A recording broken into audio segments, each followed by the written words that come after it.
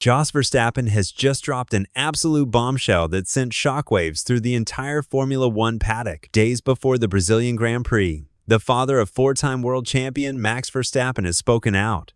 His words are nothing short of explosive. He's publicly questioned what's really happening inside McLaren, suggesting that Oscar Piastri's sudden fall from grace isn't down to pressure or form, but to politics. According to Jos, something inside Woking doesn't add up. Were Piastri's manager Mark Webber, he'd bang his fist on the table and demand answers. Coming from someone who's lived through the most ruthless team dynamics in F1, that's not a suggestion, it's a warning. What makes Jos's statement so shocking is how direct it is. He's not tiptoeing around the subject. He's implying that McLaren might be leaning toward their British star Lando Norris at the worst possible moment. Surely Piastri hasn't forgotten how to drive, he said, questioning how a driver who once led the championship by 34 points is now struggling to keep up. For Jos, that kind of performance drop doesn't just happen overnight. It's strange, as he called it, and it's raised the suspicion that McLaren's internal balance might be quietly slipping away. And his advice to Webber was as clear as ever.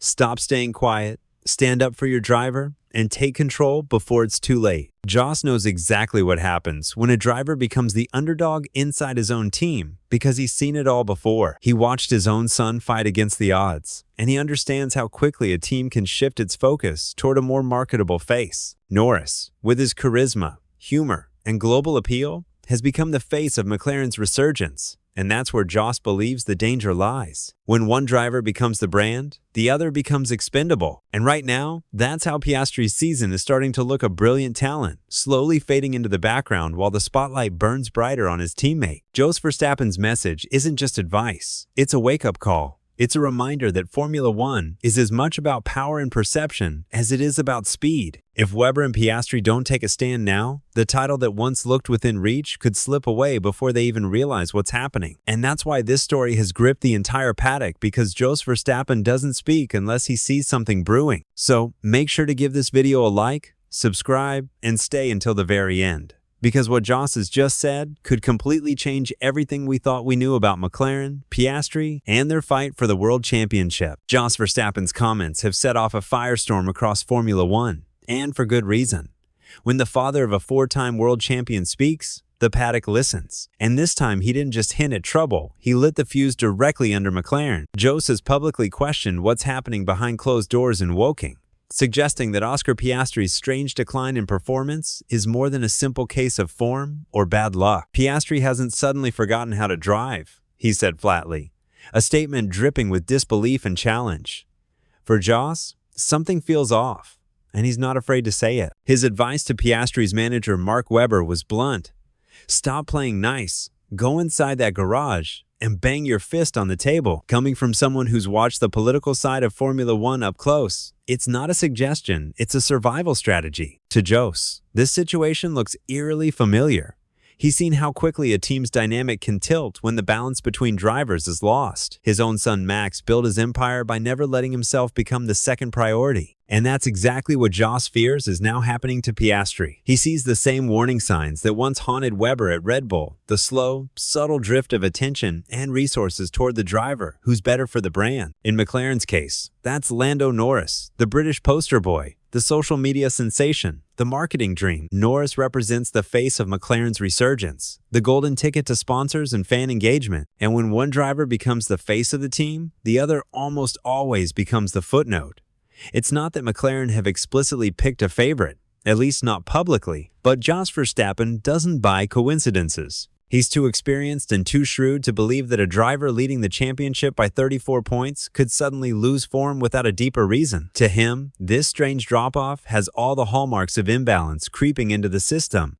He's seen this story before. One driver begins to dominate headlines. The other quietly slips behind, confidence fading, the team insisting that everything is equal while the results tell a different story. That's why Jos's comments sting so sharply, because they sound less like speculation and more like recognition. Mark Webber's role in this saga is critical. Jos called him out directly, urging him to show strength, to fight back within McLaren's walls before the situation spirals out of control. It wasn't just advice. It was a warning from someone who knows the cost of silence. Webber lived through this exact kind of dynamic over a decade ago when Sebastian Vettel became Red Bull's chosen one. He knows the feeling of fighting two battles at once, one against your teammate on track and another against perception off it. Now, as Piastri's manager, he's facing a mirror image of his own past. Jos's message to him was crystal clear. Don't let history repeat itself. The numbers back up Jos's unease.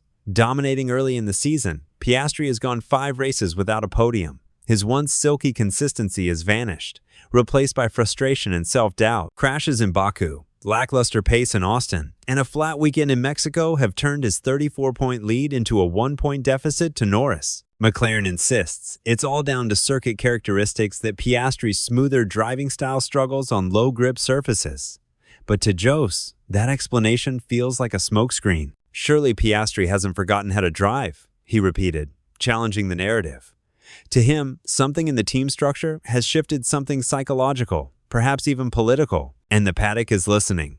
Jos didn't outright accuse McLaren of bias, but his words were enough to reignite the conversation everyone's been whispering about for weeks. He admitted it might automatically smell like that, referring to the perception that Norris is McLaren's favorite. Perception in Formula One is a dangerous thing. Once people start to believe a team has a preferred driver, it becomes almost impossible to shake that image. For a brand-conscious team like McLaren, that perception could erode internal trust faster than any mechanical failure. For Piastri, this is where the battle becomes personal.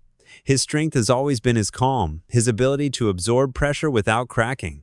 But lately, that composure has been fading. His radio messages sound sharper, more uncertain. He's begun questioning strategy calls, doubting his own setup, even sounding defeated at times. These are the subtle psychological fractures Jos was warning about. Once a driver starts to feel isolated inside his own team, performance dips aren't far behind. That's exactly what Jos wants Webber to prevent, to rebuild Piastri's authority before it's too late. Meanwhile, Norris's rise has only deepened the divide.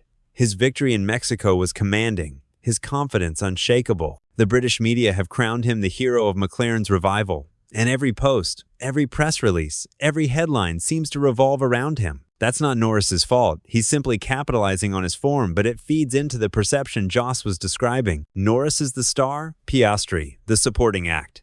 In Formula One, that hierarchy doesn't need to be official to become reality.